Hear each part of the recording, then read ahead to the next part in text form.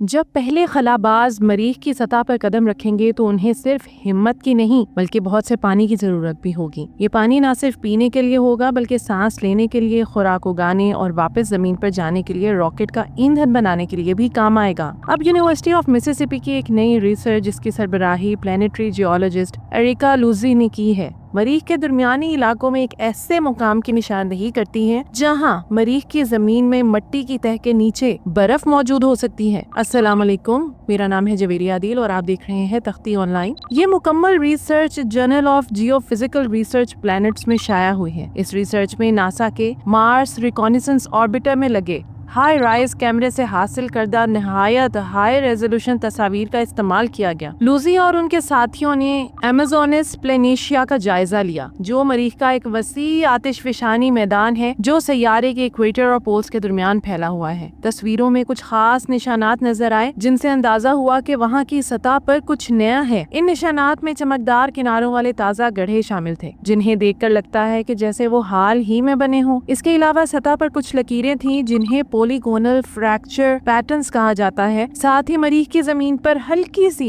ऊंच नीच यानी सबल इंड्यूलेशंस भी देखी गयी। ये तमाम निशानात ऐसे हैं जैसे ज़ेरे जमीन बर्फ यानी ग्राउंड आइस की वजह से बनते हैं। जब जमीन पर सतह के नीचे बर्फ मौजूद होती है तो वो सतह पर ऐसी ही साख्ते बनाती हैं, मसलन गोल गड्ढे जिनके किनारे तेज और चमकदार होते हैं, या फिर सतह पर जाल की तरह फैली लकीरें और थोड़ी बहुत नाहमवारी वगैरह। यही चीजें अब इन तस्वीरों में भी देखने को मिली। इससे साइंसदानों को अंदाजा हुआ कि ये निशान किसी कुदरती अमल के तहत बने हैं और इनका ताल्लुक ग्राउंड आइस से हो सकता है। ये शवाहद इस बात की तरफ इशारा करते हैं कि मरीख की जमीन के बिल्कुल नीचे यानी सिर्फ 1 मीटर से भी कम गहराई पर बर्फ के जखीरे मौजूद हो सकते हैं। ये इतनी कम गहराई है कि वहाँ रोबोटिक ड्रिल या बगैर किसी बहुत बड़े और भारी आलात के खुदाई करके पानी तक पहुँचा जा सकता है। ये दरियाफ्त दो आपस में जुड़ी हुई वजूहात यानी सर्वाइवल और सेल्फ सफिशिएंसी की बिना पर बहुत अहम है। लूजी का कहना है कि अगर हम इंसानों को मरीख पर भेजने का मंसूबा बना रहे हैं तो हमें वहाँ H2O यानी पानी की जरूरत होगी। हमें ये जरूरत सिर्फ पीने के लिए नहीं बल्कि रॉकेट का ईंधन यानी प्रोपेलेंट बनाने और बहुत से दूसरे कामों के लिए भी होगी। अगर हम जमीन से पानी के टनों वजन को मरीख तक लेकर जाएं तो ये मिशन नाकाबिले बर्दाश्त हद तक महंगा पड़ेगा। इसीलिए माहिरीन इस बात की कोशिश कर रहे हैं कि वो इन सीटू रिसोर्स यूटिलाइजेशन या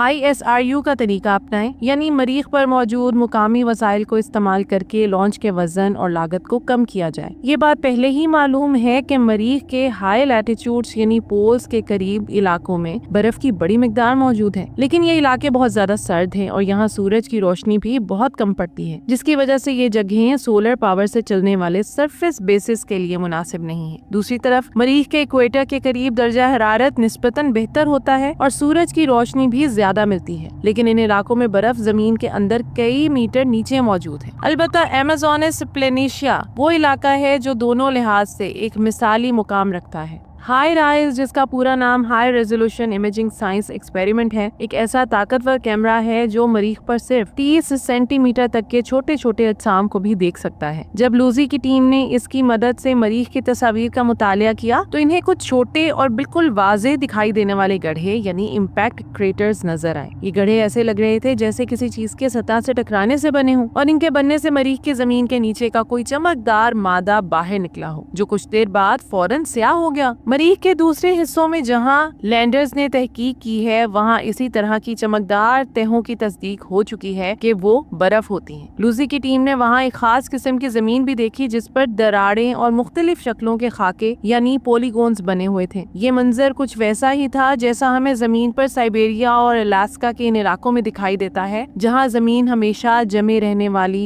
परमाफ्रॉस्ट की हालत में होती है। मजीद रिसर्च से ये भी सामने आया कि वहाँ कई मीलों तक फैले हुए छोटे छोटे उभार भी नजर आए जिन्हें ब्रेन टेरेन्स कहा जाता है। इन सब चीजों से यही इशारा मिला कि मरीख की जमीन के नीचे बर्फ मौजूद है जो मौसम के साथ गर्म होने और ठंडा होने की वजह से फैलती और सुकड़ती रहती है। इस ख्याल को मजीद मजबूत बनाने के लिए साइंसदानों ने ये भी नक्शे की मदद से दिखाया कि ये तमाम निशानियां मरीख की ऐसी ढलवानों और सायादार जगहों पर मौजूद हैं जहां सूरज की रोशनी कम पहुंचती है। इम्कान है कि इन जगहों पर बर्फ लाखों सालों तक बाकी रह सकती है, चाहे मरीख की फिजा कितनी ही पतली और खुश्क क्यों ना हो जाए। माहिरीन ने आखिर में ये नतीजा अक्स किया कि मरीख का इलाका, जिसे अमेज़ोनिस प्लेनिशिया कहा जाता है, वहाँ ऐसी बर्फ मौजूद हो सकती है जो मुस्तकबिल में ISRU यानी इन सीटू रिसोर्स यूटिलाइजेशन के लिए काबिल रसाई हो। इसी वजह से अब ये इलाका नासा के इन मुकामात की फहरिस्त में और भी अहमियत हासिल कर गया है जहाँ मुस्तकबिल में खलाई मिशन उतर सकते हैं। इंजीनियर्स जो मरीख पर इंसानों को ले जाने वाले मिशन की मंसूबा बंदी कर रहे हैं, इनके लिए मिशन की लागत और पानी के इस्तेमाल का अंदाजा लगाना वाकई परेशान कुन है। अगर सिर्फ 4 एस्ट्रोनॉट्स की एक छोटी सी टीम को 500 दिनों के लिए मरीख पर भेजा जाए तो इन्हें जिंदा रहने के लिए तकरीबन 20 टन पानी दरकार होगा। इतनी बड़ी मिकदार में पानी को जमीन से ले जाना इजाफी रॉकेट लॉन्चेस की वजह बनेगा। इससे मिशन की लागत बहुत ज्यादा बढ़ जाएगी। अब मरीख पर पानी के लिए जो मुमकिन जराए हैं, इनमें पोलर आइस तो काफी मिकदार में मौजूद है, लेकिन वो जगहें बहुत सर्द और अंधेरी होती हैं, इसलिए वहाँ कयाम और काम करना मुश्किल होगा। इक्वेटर के करीब वाली बर्फ या तो बहुत गहराई में दबी होती है या बहुत कम मिकदार में पाई जाती है। ऐसे में मिड लैटिट्यूड वाले इलाकों में मौजूद बर्फ जो सिर्फ बेलचे की गहराई पर मौजूद है, शायद हमारे लिए एक मौजू और मुतवाज़िन हल बन सकती है। इसे गोल्डीलॉक्स हल कहा जा रहा है,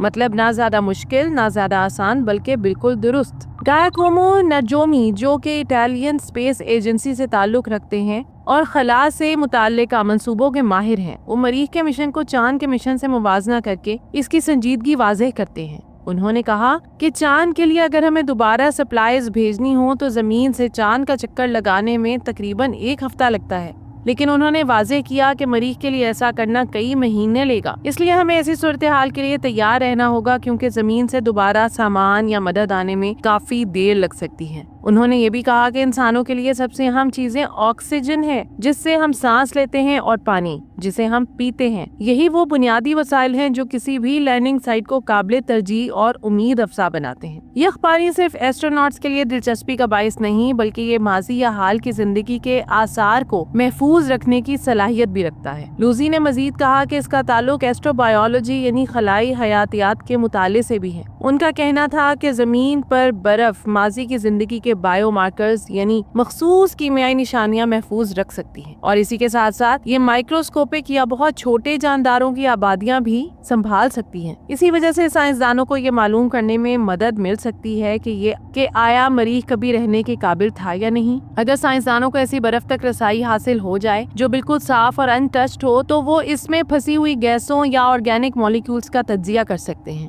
क्योंकि ये मवाद मरीख की सतह पर मौजूद शदीद रेडिएशंस यानी तापकारी से महफूज रहे होंगे। इसलिए वो साइंसदानों को मरीख के माजी के माहौल या जिंदगी के इम्कानात के बारे में बेहद कीमती मालूमात दे सकते हैं। जमीन पर इंसानों के कदम मरीख की सरजमीन पर पड़ने से पहले जरूरी है कि वहाँ भेजे गए रोबोट इस जगह के बारे में हमारी रिसर्च की तस्दीक करें। लूजी एक खास किस्म के रेडार साउंडर्स की तजवीज देती हैं, जैसे कि शैरेड, जो मार्स रिकॉनेसेंस ऑर्बिटर पर लगा है, या फिर मुस्तकबिल का ESA नासा मार्स मैपर। इनका मकसद जेरे जमीन बर्फ की मोटाई और इसके फैलाव को जांचना है। इनका कहना है कि हमारा अगला कदम ये होगा कि हम रेडार की मदद से बर्फ की गहराई और इसकी मुख्तलिफ इलाकों में मौजूदगी को बेहतर तौर पर समझें। बर्फ की सतह पर मौजूद मिट्टी और चट्टानों की तह, जिसे लैग डिपॉजिट कहा जाता है, एक तरह की हिफाजती तह है। इसकी साख्त में होने वाला फर्क ये तय कर सकता है कि वो बर्फ वहाँ बरकरार रहेगी या धीरे धीरे गायब हो जाएगी। लूजी कहती है कि इस चीज को समझने से हमें ये फैसला करने में मदद मिलेगी कि रोबोट को मरीख पर कहाँ उतारना चाहिए। आखिरकार हमें एक ऐसा रोवर या लैंडर दरकार होगा जिसमें ड्रिल और स्पेक्ट्रोमीटर्स लगे हों, ताकि वो जमीन से बराह रास्त नमूने हासिल कर सके और इनका तज्जिया कर सके। माहिर फल्कियात नोजाउमी कहते हैं कि जब तक हमारे पास कोई रोवर, लैंडर या इंसान मौजूद ना हो जो असली पैमाइशें कर सके, हम किसी भी चीज के बारे में पूरे यकीन से कुछ भी नहीं कह सकते। अगरचे ऐसा मुमकिन है कि इंसान अगले 10 या इससे ज्यादा सालों तक मरीख की सरजमीन पर ना पहुंचे, लेकिन हर नई तहकीक हमें ये बताती है कि वहाँ इंसानों के रहने की पहली जगह कहाँ बनाई जा सकती है। لوزی اور ان کے ساتھیوں نے ایسے مقام کو کھوج نکالا ہے جہاں زندگی کے لیے ضروری پانی زمین کی سطح سے صرف چند فیٹ نیچے موجود ہے۔ یہ ریسرچ ہمیں یاد دلاتی ہے کہ مریخ کوئی بے جان اور ویران سیارہ نہیں ہے۔ مریخ کی گرد آلود سطح کے نیچے وہ تمام چیزیں چھپی ہو سکتی ہیں جن کی ہمیں ضرورت ہے، جیسے وسائل اور شاید زندگی کے آثار بھی، جو ان لوگوں کے منتظر ہیں جو وہاں جا کر کھدائی کریں۔ تو یہ تھی آج کی ویڈیو۔ امید کرتی ہوں کہ یہ ویڈیو آپ کے لیے بہت انفارمیٹیو اور دلچسپ رہی ہوگی۔ آپ سے گزارش ہے کہ ویڈیو کو لائک کریں اور ایسی ہی مزید دلچسپ، انفارمیٹیو اور ایجوکیشنل ویڈیوز کے لیے ہمارے چینل تختی آن لائن کو سبسکرائب کر کے بیل آئیکن کو بھی لازمی پریس کر لیں۔ شکریہ۔ ملتے ہیں ایسے ہی کسی نئی ویڈیو میں۔ مجھے دیجیے اجازت۔ اللہ حافظ۔